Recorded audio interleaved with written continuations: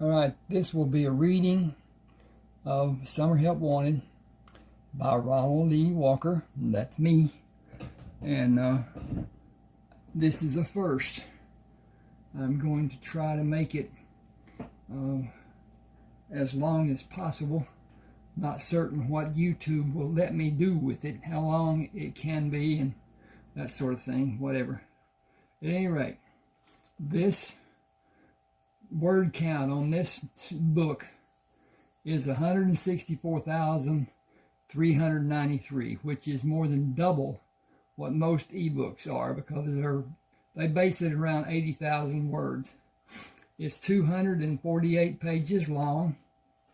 It's I'm not going to get probably through the first chapter with this, but at any rate, I'll go ahead and start. I'll try to go slow, not get ahead of myself, not get winded, all this other stuff. But at any rate, the story is familiar to me. I lived part of it. Not all of it by any means, but part of it. And based it on what I consider to be a good friend. He was a good friend. We worked out and lifted weights together, and he got drunk every weekend. Haven't heard from him in years. Don't know what's happened to him or anything or whatever, but at any rate. Get my throat clear and get ready to go, and we'll start. The sign hanging in the quick mark window glared at Eric, mocking his plight. A few months earlier, it would have been the answer to a prayer. Now a solution was at hand. It was simply too late.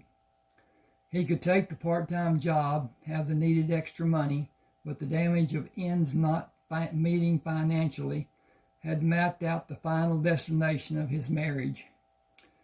Kay took comfort in the arms of another man, and Eric could see the handwriting on the wall. Go your own way, goodbye, and good riddance. Pulling the screen door open, he pushed the main door opening into the store. Hey, Martha. He indicated the sign in the window. Who needs extra help? Well, you know, Ray Biggs died and left his farm to his favorite niece. She was in today and put the sign in the window. Don't know a hill of beans about farming, and she thinks to get by with a part-time man. What she needs is a full-time man, and he's going to need some help from others to help him. That's what everybody says, and she ain't likely to find anyone around here that's worth having. He's going to have to do it all. All she's likely to get is a bunch of no-count Mexicans. She don't even know what tractors Ray had, much less how to start one or change implements. That ain't all. She's coming up to farrowing time and don't know which one is a sow and which one is a boar. On top of that, the cows are all due to drop. Ray liked to have his calves in the spring. Said they did better with a good start and good weather, rather than the cold of winter. She ain't got no business being here. She's a city girl and lost as a goose. She took a deep breath. Billy Dothan has been helping feed the livestock. Tom's been helping him milk. But Billy's military school starts next week, and Tom ain't going to let him do any more after this weekend. It's more than just a part-time job. That's a big farm. Cynically, she asked, how about you? Interested? Heard things weren't going real well with you. And that didn't move. Okay. Tramble was a small town, and what people did not know, the local gossips made up with half-truth, conjecture, and innuendo. Eric ignored Martha's remark. She and Larry Priest had a standing appointment at her house for a rip-snorting weekend drunk. She was the mother of his two closest friends. Still, he held little respect for her, but remained courteous. We can all use extra money, but right now I need a loaf of bread. Kenny climbed up on the kitchen counter and used the cabinet shelves for a ladder and destroyed the one we had on top of the refrigerator. He was trying to get a slice of bread and rip the sack open. Okay, that looks good. His movement to open the bag sent pieces of bread all over the kitchen floor. He was not able to reverse his movements to get back down, and he was stuck on top of the refrigerator. He was not very happy about that. We sometimes dig a hole too deep to manage, but life is all about the averages. He had success and failure, but he will learn from the experience and find the ability to define the repercussions and formulate an exit plan later in his life. I haven't seen Clayton or Merle since last weekend. Is Patch's leg mending all right? You mean the flag race where he banged it on the gate that idiot closed? It wasn't real bad, and the swelling went down real fast. He'll be ready to ride this weekend. He's hard to beat on the barrels and flag race, but only Clayton can ride him. Only him too, and Patches won't ride double. That's why we got him so cheap. Change paid. Eric knew Patches acted badly when he was allowed the freedom. Unknown to Martha, Eric had the papers on Patches. Eric, Merle, and Clayton shared what little they had. Patches was considered Clayton's horse. Eric had ridden Patches after Merle bet $500 gazillion that Patches would put him on his butt. Merle lost the bet, which was made by two good friends who were always betting some outlandish amount and knew it was only made in jest. Eric rode Patches to keep the steer riding. Sorry, redo this. Eric rode Patches to keep the steer running straight, or haze as it's called, when Clayton and Merle bulldogged from Eric's horse. Clayton hazed for Eric and Merle when they bulldogged using Eric's horse. Their partnerships began at a rodeo when Clayton offered to haze for Eric in exchange for Clayton's use of Eric's horse in team roping with Merle. Their association grew over the years into brotherly love. Here's the bread, that'll be 35 cents. He paid her, went to see his pickup, and wrote the telephone number on a piece of cardboard he found behind the seat. His intention was to drive out to the farm to talk to the woman, to have a better feel for what kind of person she was and what she expected to be done. He wanted the number in case he was unable to see her. He desperately needed the extra money, and he encouraged farm work. He enjoyed farm work. He was skillful when doing anything with his hands. Starting the truck, he turned north and waited for an eastbound train to move through the town. He waved back at the conductor on the last car passing through the crossing. The train whistles were a regular occurrence, and it had been many months after they moved to Tramble before he came to the point of tuning the blast out and sleeping soundly. Eric recognized all the train crews, having met them through Kay's Uncle Earl, who was retired from the railroad and lived in Willoughby, where the train terminal and roundhouse were located, and where Eric worked as a mechanic apprentice behind the Oberfelt Ranch and Home Store. Colonel Oberfelt, a self-imposed title, built the ranch and home stores, which were in many cities across the state, and subsequently built the Oberfelt Clutch Factory in Willoughby after acquiring the patent for the clutch. The Oberfelt family owned the stores and clutch factory after Mr. Oberfelt died, and his two sons and his daughters had individual responsibilities for different segments of the Oberfelt holding. Should have made that two sentences, didn't. The shop Eric worked in was at the rear of the ranch and home store, but was independent of the store. Eric's wage was $2.10 an hour, and no raise was forthcoming. He drew so little, the company's only deduction was Social Security. He had veterans benefits from his service in the Navy and did not participate in the health coverage plan. Kay had insurance for herself and the two boys through her employment at the finance company. She had excluded Eric without discussion. It was only a single act of the many forgotten slights which was leading to the final episode in the fiasco their marriage had become. Kay met him as he opened the front door, grasped the tied end of the bread sack in her hand, jerked it from his hand, and turned away from him without speaking. Silently she turned and slowly walked back to the truck. I got to check on the time on this. Okay. We're okay. Thank you for that.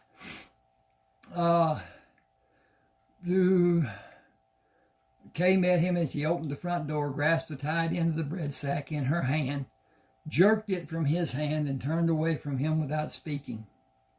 Silently he turned and slowly walked back to the truck.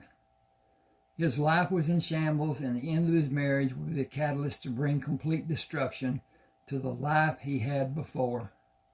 He held no illusion that he could financially survive the impending divorce. In a previous time, a man without substance could have children, be divorced, and continue to have a somewhat reasonable life. The sympathy of the modern courts usually favored a woman. With children involved, the man was usually financially ruined. She was often granted everything, and in some cases, even more than everything.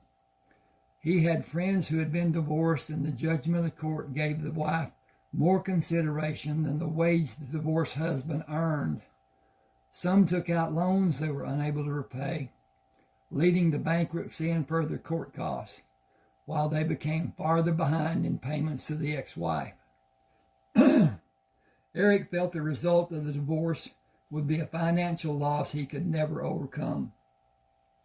Kay and Eric had very little, and it was mortgaged to the fullest allowed. Everything he had would be lost in a divorce. Jointly held possession was the only glue holding them together. He knew they had to make the best of a bad situation and find a way to have closure from the sadness of untenable marriage. Starting the truck, he watched as Kay opened the curtains of the window to look outside. She quickly closed them when he waved. Deep sadness had torn at him for a period that seemed to have existed throughout his recollection. Tears had never been shed, and he felt a release would never happen. His marriage had died. There was nobody to lay in the ground. I should emphasize this. His marriage had died, and there was no body to lay in the ground and cover. There was no finality, no ending. Kay would now have a divorce and take the children. Her part would be played out, finished without caring. He would become a stranger to the boys. He had lost all purpose in his life. Now his only function was to make money and support those people who would soon leave him and begin a life that excluded him. His situation left him powerless to do anything, to have even the smallest hope, and he felt he was doomed to a deep, eternal sadness. A glimmer of hope came with the chance of a part-time job to offset his mountain of financial obligations. He moved the truck down the gravel street, then turned east to the highway and the blacktop road leading out to the farm. After the relative comfort of the asphalt, the dirt road leading up to the house was a jostling ride, as the headlights moved from a straight line of sight at ground level to above the horizon and almost extinguished when the rear of the truck bounced and the front nose down, then reversed the process. The washboard effect of bumps and valleys was harsh at any speed. He drove as slowly as the truck would allow, which was at least 5 miles an hour too fast. Struck his head several times on the overhead of the truck, pulled himself back to the seat as the pitch and yaw jostled him side to side, up and down, inside the cab. The engine lugged to a stop when he slowed to cross the cattle guard and enter the yard. Starting the engine, he moved up to the park on the road at the side of the wood-framed house. She stood on the porch in the dim light of evening. I'm getting off still back. She stood on the porch in the dim light of evening when he walked around the corner of the house. Nice night for a ride. I'm sorry the lane was so bumpy. The milk trucks are making it worse every day. They make a terrible racket coming and going. There is a blade that can be pulled to smooth it, but I have no experience with machinery. Hi, I'm Cheryl. She extended her hand as he made his way up the 5 steps to the porch, pulling him gently together. Going back, she extended her hand as he made his way up the 5 steps of the porch, pulling him gently toward her when he took the final step. I hope you're bringing good news, as all else has been one bad load after another since I got here. She swung them around to bring him into the light when they began moving toward the open door. As she moved, light from the front room fell across the face of one of the most beautiful women Eric had ever seen. Blonde hair was exquisitely drawn into a bun that covered the back of her head. Eyes as blue as a pale afternoon sky, with only a shadow of cosmetics highlighting their companion lashes. He thought her nose was the most distinguishing feature of her face. It turned up slightly, and her nostrils gently flared when then rounded perfectly. Her jaw was oddly square, but the oddity only enhanced her beauty. Full lips smile, showing perfect teeth. Did I say something wrong? You look so shocked. Sorry, I expected a different kind of person than you to be here. Different in what way? Oh, he stammered, well, dressed up and more citified. Citified seems to be an expression people around here use very often. People are not often seen around here that citified would describe. I imagine Martha at the store would have been the first you heard it from. He realized he was still holding her hand and was not inclined to relinquish the comfort of its strength and softness. She did not withdraw. You came to offer your help, and I accept. I want to keep the farm at least a year. Would you like to come inside with me? I have prepared tea. We can get glasses and sit out here in the swing. I'm truly sorry, but I have nothing to add to the tea to make it more enjoyable. He did not move, but continued to revel in her beauty, prolonging the moment with further conversation. Hang just a second here, and I'll be right back. Okay, KKK. My name is Eric Treybern. I did come to talk to you about part-time work after my day job on the weekends. Considering everything involved, you should be aware of the magnitude of the labor that is needed and necessary time involved. You are about to have a whole passel of pigs in a short time interval. 27 sows could bring as many as 300 or as little as 200 pigs. Piglets, what it should be. Either count is a lot of pigs for one person to attempt to manage, if he is alone. The babies need to be protected. The sow will flop on them when she lays down, and her weight will crush them. Whole litters have been lost without crates being used. He paused, wondering if it's more than she might digest. Then you must break off the prominent teeth of each piglet, or the sow's teats will be severely damaged, and the little shits will use them against the other litter mates, if they are not removed. Removing the teeth can only be done in a fashion that requires expertise in knowing where the break is done to not hurt the pig. He looked at her to be certain she was not squeamish about doing what was needed. The tails need to be cut off so the other piglets can't chew on them and maybe cause infection. The nabils must be dipped in a solution to prevent infection. He paused and continued when her expression did not change. Then the calves are about to be born. It is an involved process if all goes. Excuse me. I'm going to start this over. The calves are about to start dropping. It is an involved process if all goes Well, all the fields have been plowed and only need to be disked and harrowed before planting. If we're planting soybeans, I would assume we will drill rather than plant. There is a flock of planting that needs to be done, and I only have so much time to give. Fences are a constant battle to keep mended. Counting the beef and the dairy cows, there are over 250 head of mature cows on this place and 2 other pieces of ground located across the road. As she leaned closer to him, he held his breath, afraid she was going to discover something about him which would be a reason or just a feeling sufficient to cause her to mistrust him and not want him to work on the farm. You seem to know quite a lot about the farm. I helped Ray. We were friends. He was one of only a few people that I could feel secure enough to talk with, to tell my fears, my hopes, my desires, even my hurts. We shared a lot. It's a small town. He stiffened and his grip on her right hand tightened slightly. A look of anguish clouded his expression. It's a small town and everybody knows everybody's business, or they think they know. You will learn sooner or later that I am married, but it's in name only and it's near a divorce. The slightest thing imaginable may be the mechanism to make her leave.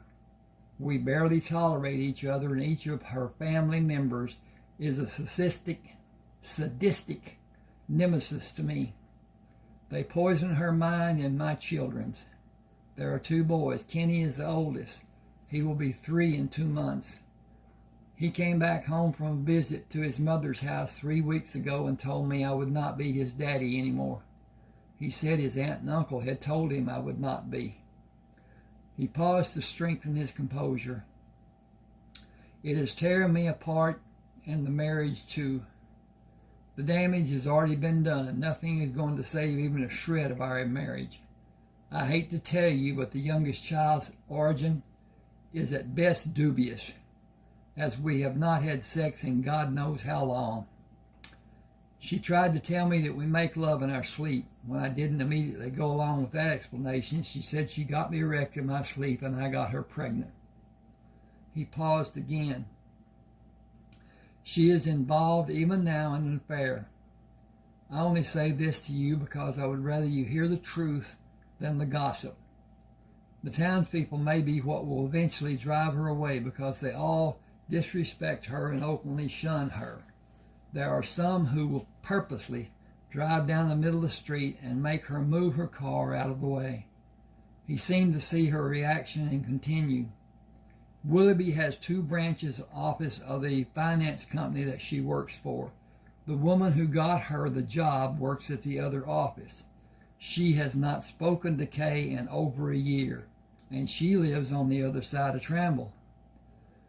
Eric hesitated. The only possible outcome is Kay's leaving. It's just a matter of time. We will lose most of what we have. I have no idea what the judge will do to me, but his record leans toward helping women. With all that said, do you still want me? Oh, yes, absolutely. I had no idea about all the work that needs to be done. I only thought I would have someone feed the animals and milk the cows. Please come inside. Then come out here with me. I have enjoyed the night and the moonlight on the lake. I think you need to talk. I know I need to talk to you. She moved toward the door, turned back to look at him when he released her hand. She took both of his hands in hers and brought him into the light. So much sadness at such a young age. How old are you, 23? I just turned 26 in January. I was a New Year baby. You were born the 1st? Astrologically, that makes you very special and very talented, and a very hard-line realist. At times too realistic and not imaginative. You have a hard time seeing opportunities because your view is sometimes so stiff. That's pretty evident, judging from what I've done in my life so far. I joined the Navy when I was 17. I enjoyed the plane flight from St. Louis to San Diego. It kind of went downhill after that. I was far too young to be in the Navy. I hated it and most of the people I met while I was in. I got out before my 21st birthday. She pulled him closer. I was 23 when you were born. I was working on my degree in my last year of college. I took 3 years off to travel after I graduated. After that, I got my master's degree. College days were fun times. A lot of beer parties and a lot of other things. Those years helped me form some very important bonds and have led to contact with some very important and influential people. My major in college was in business. I enjoy my work, but I think I might give up a full-time work to live here and only work part of the time. I want an easier, more laid-back life. Not a life of leisure, but an easier, less stressful life than I've had in the past. He smiled. Farm life can be enjoyable if you like the type of work it requires. It's boring and tedious if someone doesn't like it. I like doing the chores and farm living, but I would like to relax and do idle things like watch television sometime. Ray didn't want one. He said it was the devil's tool, and he may have been right about some people letting it take up all their time. I need to check the time. I'll be right back. Okay. Yep, we're about to finish. Okay. She poured the tea over ice in 2 large glasses. If you take them out to the swing, I'll bring ice and a tea pitcher. Eric placed the 2 glasses on the stand, which stood between the wall of the house and the swing, then sat on the swing on the side away from the wall and held the swing in position until she could be seated. She sat on his right side, handed him a glass of tea, swung her left arm over his head to rest on the back of the swing. Her left breast pushed into his right arm. He moved the glass from his right hand to his left and put his right hand on the top of his thigh. She stopped him as he raised the glass to drink. Let's toast our partnership. She pushed her glass to his, turning her body farther into his. The contact had an immediate reaction from Eric. He edged his hand away from her to cover his erection from her view. She did not look at him and hoped the... Woo-wee! He did not look at her and hoped the redness of his complexion was not visible in the dim light. To a lasting and productive partnership. He drank the tea, then drank again and asked for more, relieved when her body position was inches away from his after she settled back from pouring the tea. I'm going to stop here. This is page 9, and I'll put a link to Smashwords and Summer Help Wanted on Smashwords, and I'm going to offer more of this in reading, but it's going to be through a membership, and I'm giving away my work if I just continue reading and don't have any revenue in return. And I've got a lot to do. There are 30 ebooks, many of them longer in words and pages than this book. I won't tell about that, but anyway. All right, now then, please subscribe to my channel and hit the like button, hit the share button, comment if you like. Let me know if you want to join and become a member of my little club and donate. And then I will publish the videos, and they'll be seen only by members. And that's a part of what YouTube tells us to do, but one of those things too. At any rate, like I said, subscribe to my channel. Thank you for being with me.